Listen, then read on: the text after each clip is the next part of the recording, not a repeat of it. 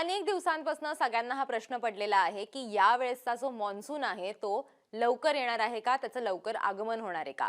अनेक दिवसांपासून इतकं ऊन वाढलेलं आहे, आपल्याला सतत हीट वेव्ह बद्दलच्या बातम्या आपण बघतोय. अनेक ठिकाणी तापमान हे 43-45च्या वर गेलंय आणि अजून मे महिना सुद्धा बाकी आहे. मग तरी सुद्धा लोक सगळे मॉन्सून लवकर येणार का अशी चर्चा का करतायत तेच आपण या व्हिडिओतनं समजून घेणार आहोत. नमस्कार, मी देवयानी आणि तुम्ही बघताय मुंबई तक.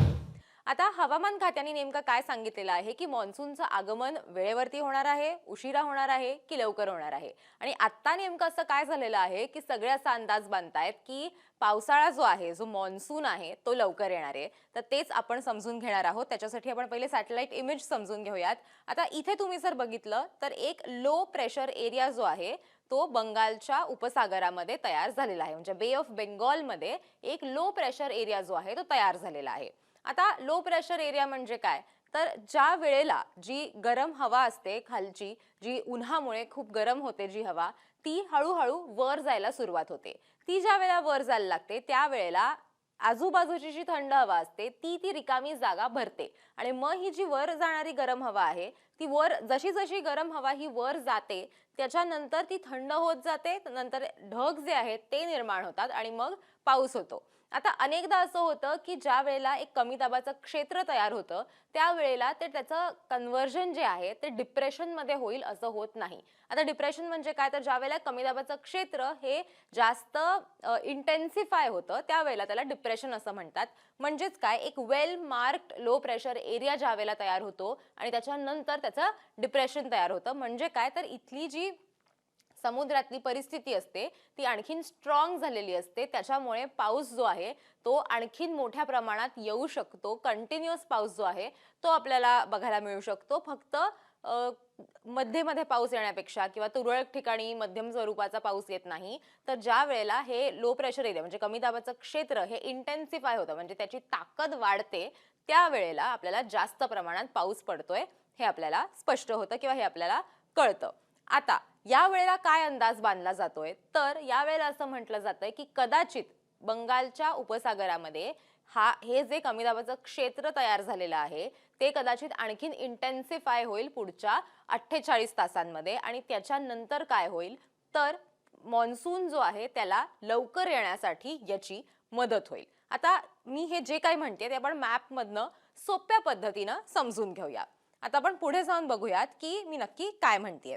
आता के.एस. होसाळीकर जे हवामान खात्यात कार्यरत होते त्यांनी काय सांगितलेलं आहे बघा, की 11 मेला लो प्रेशर एरिया जो आहे तो आपल्याला बंगालच्या उपसागरात बे ऑफ बेंगॉल मध्ये आपल्याला तो बघायला मिळणार आहे. श्रीलंकाच्या कोस्ट वरती आपल्याला याचा प्रभाव जो आहे तो बघायला मिळतोय.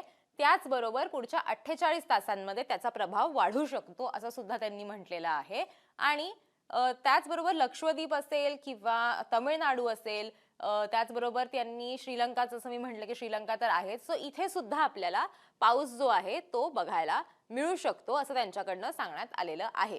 सो इथे हे जे तुम्ही बघताय हे त्याला म्हटलं गेलेलं आहे हे कमी दाबाचं क्षेत्र आहे. आता मी काय म्हणते ते आपण मॅप मधनं बघूया. आता बंगाल बे ऑफ बेंगॉल कुठे स्थित आहे, तर ते भारत जिथे आहे भारतापासून पूर्वेकडे आपल्याला बे ऑफ बेंगॉल हा बघायला मिळतो. आता बे ऑफ बेंगॉल मध्ये अंदमान जो इथला जो समुद्र आहे, अंदमान आयलंड ज्याला आपण म्हणतो, तिथनं आपल्याला साऊथ वेस्ट मॉन्सून जो आहे तो मुळात त्याची ताकद जी आहे ती तिथनं सुरू होते. मग हळूहळू ती आपल्याला भारताकडे सरकताना बघायला मिळते आणि त्याच्यानंतर केरळमध्ये ज्या वेळेला सर्वात पहिले मॉन्सून दाखल होतो त्यानंतर असं म्हटलं जातं की आता भारतात पावसाचं आगमन झालेलं आहे. साधारण 1 जूनच्या दरम्यान हे केरळमध्ये मॉन्सून जो आहे तो दाखल होईल असं म्हटलं जातं. मग केरळवरनं हळूहळू हळूहळू हळूहळू त्याचा प्रवास जो आहे तो आपल्याला उत्तरेच्या दिशेने बघायला मिळतो. पण ज्या वेळेला एक कमी दाबाचं क्षेत्र तयार होतं त्यावेळेला ही प्रोसेस जी आहे त्याची स्पीड कशी वाढते तर तेही आपण समजून घेणार आहोत. त्याच्यासाठी आपण पुढचा मॅप बघूया. आता हा पूर्ण मॅप आहे, वर्ल्ड मॅप आहे. आता याच्यातनं तुम्हाला कदाचित कळायला आणखीन सोपं जाईल. आता इथे भारत आहे, ही लाईन तुम्हाला जी दिसतेय ही इक्वेटरची लाईन आहे. ज्या वेळेला बंगालच्या उपसागरामध्ये जो आपल्याला इथे बघायला मिळतो भारताच्या ह्या बाजूला, इथे बंगालच्या उपसागरामध्ये ज्या वेळेला एक कमी दाबाचं क्षेत्र तयार होतं, त्याच्यानंतर डिप्रेशनमध्ये ते कन्वर्ट होतं. त्यानंतर काय होतं, तर इक्वेटरपासनं जे मोसमी वारे वाहत असतात, त्या वाऱ्यांना अंदमानच्या दिशेनं आणि बंगालच्या उपसागरामध्ये ते खेचलं जातं, ज्याला एक पुल इफेक्ट म्हणतात. आता या पुल इफेक्टमुळे काय होतं, तर ज्या वेळेला हे मोसमी वारे आपल्याला बंगालच्या उपसागरामध्ये बघायला मिळतात आणि त्यानंतर ते हळूहळू जे आहेत ते भारताच्या दिशेने, म्हणजे मुख्य आपल्या साऊथचा जो आपला भाग आहे तिथे त्याचा इम्पॅक्ट व्हायला सुरुवात होते. सो जर हे इथे तयार झालेलं, म्हणजे इथे जो बंगालचा उपसागर आहे इथे तयार झालेलं ते कमी दाबाचं क्षेत्र जर डिप्रेशनमध्ये कन्वर्ट झालं, जर ते तसंच स्ट्रॉंग राहिलं आणि जर ते मोसमी वारे सुद्धा पॉवरफुल झाले, तर पावसाचं आगमन म्हणजे मान्सूनचं आगमन बेसिकली हे लवकर होऊ शकतं, असं हवामान खात्याकडनं सांगण्यात आलेलं आहे. आता युजुअली हे कधी होतं, तर युजुअली ज्या वेळेला मेच्या 3ऱ्या आठवड्यानंतर आपल्याला अंदमानच्या बाजूला हे मोसमी वारे किंवा साऊथ वेस्ट मान्सूनची सुरुवात झाल्याचं बघायला मिळतं. ज्या वेळेला ते अंदमानवर येऊन धडकतं, त्यानंतर आपल्याला त्याचा प्रवास जो आहे तो आपल्याला भारताकडे आपल्या दक्षिण भागामध्ये बघायला मिळतो. दक्षिण भागामध्ये सर्वात पहिले केरळमध्ये आपण जर बघितलं, तर केरळमध्ये ज्या वेळेला मान्सून दाखल होतो, जो साधारण 1, 2, 3, 1 ते 5 जून या दरम्यान युजुअली होईल असा अंदाज बांधलेला असतो हवामान खात्याने. त्या भागात ज्या वेळेला पाऊस धडकतो, त्यानंतर तो पुढे महाराष्ट्राकडे त्याची वाटचाल होते. म्हणून आपल्याकडे साधारण तुम्हाला माहिती आठवत असेल तर एक 15 ते 20 जून किंवा 10 ते 20 जून या कालावधीमध्ये बऱ्याचदा मान्सून जो आहे त्याचं आगमन झाल्याचं आपण बघितलेलं आहे. आता अर्थात याच्यामध्ये अनेक फॅक्टर्स असतात. हे काही असंच होईल किंवा ह्याच त्याच्या फिक्स्ड तारखा असतात असं नाही. या प्रोजेक्टेड तारखा आहेत, म्हणजे ज्या एक अंदाज ज्याचा बांधला जातो तशा या तारखा आहेत.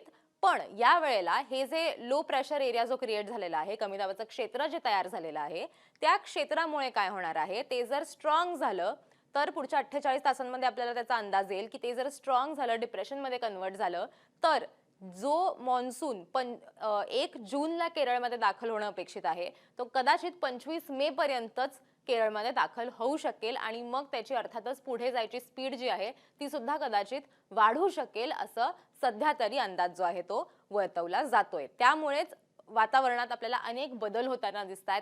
त्याचबरोबर आपल्याला महाराष्ट्र असेल किंवा इव्हन आपल्याला इतर राज्यांमध्ये म्हणजे दक्षिणेत असेल किंवा नॉर्थ ईस्टमध्ये असेल, आपल्याला अनेक ठिकाणी वेगवेगळ्या सिस्टीम्स कार्यरत झालेल्या आहेत. त्याच्यामुळे आपल्याला वेगवेगळं वातावरण सध्याच्या घडीला बघायला मिळतंय. अर्थात अनेकदा ज्या वेळेला एक लो प्रेशर एरिया जो आहे तो तयार होतो, त्याची इंटेन्सिटी जी आहे ती कधी कधी कमी सुद्धा होते आणि त्याच्यानंतर फक्त त्या कालावधीपुरता म्हणजे त्या 2-3 दिवसांपुरताच पाऊस जो आहे तो येऊन जातो आणि मग पुन्हा एकदा तापमानात वाढ होते. पण जर ते इंटेन्सिफाय झालं तर मान्सूनला लवकर येण्यासाठी सुद्धा या कमी दाबाच्या क्षेत्राची मदत होऊ शकते आणि आत्ताची ओव्हरऑल सिच्युएशन बघता असं वाटतंय की असं होण्याची शक्यता आहे. हे हवामान खात्याकडनं आणि विविध ज्या एजन्सीज आहेत त्यांच्याकडनं हा अंदाज सध्याच्या घडीला तरी बांधला जातोय. पण हवामान खात्याने हे सुद्धा सांगितलेलं आहे की कदाचित याच्यामध्ये बदल जो आहे तो सुद्धा होऊ शकतो, पण सध्याच्या घडीला तरी असा अंदाज वर्तवला जातोय.